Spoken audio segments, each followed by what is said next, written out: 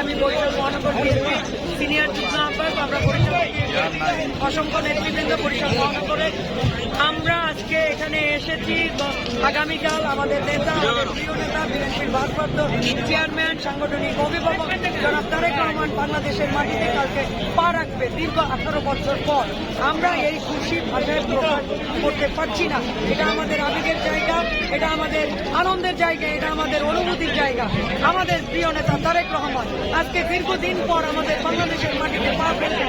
আপনারা দেখবেন কালকে সেই স্বদেশ প্রত্যাবর্তন আগামীকাল ঐতিহাসিক রূপে পরিণত হবে এবং বাংলাদেশের আনাচে কানাচের সব নেতৃবৃন্দ এইখানে আসবে তৃণমূল পর্যায়ে এবং মহাসমুদ্রে কালকে পরিণত হবে।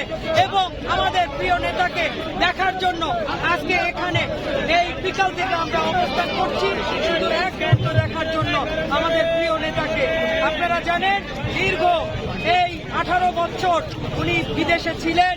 এই বাংলাদেশের যারা রাষ্ট্র ক্ষমতায় ছিল সেই পেতাত্তা ফ্যাসিস্ট হাসিনা তাকে বাংলাদেশে আসতে দেয়নি এবং নির্বাসিত জীবন তিনি জীবনযাপন করেছেন।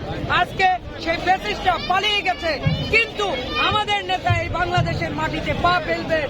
আজকে আপনারা দেখেছেন তিনি অনেকবার বলেছে তারেক রহমানকে ফিরিয়ে আনে, উনি শাস্তি দেবে, উনি ফাঁসিতে ঝুলাবে।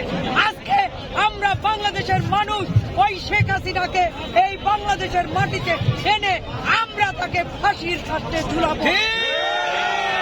আগামী দিনে আমাদের নেতা তারেক রহমান আসছেন এবং আগামীর নেতৃত্ব, আগামীর গণতন্ত্র তারই হাতে পুনরুদ্ধার হবে ইনশাল্লাহ। তারই হাতে এই শেখ হাসিনার ফাঁসি হবে ইনশাল্লাহ।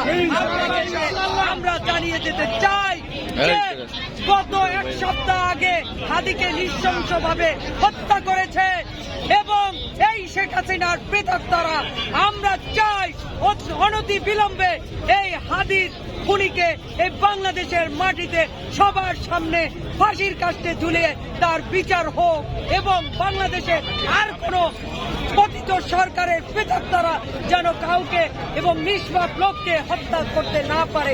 ইনশাল্লাহ আমরা আগামী দিনে আমাদের নেতা আসবেন, আমাদের সেই খুশি ধরে রাখতে পারছি না এবং আগামী দিন থেকে সবকিছু পরিবর্তন হবে ইনশাল্লাহ। আগামীর বাংলাদেশ গড়বে আমাদের প্রিয় নেতা তারেক রহমান। ধন্যবাদ।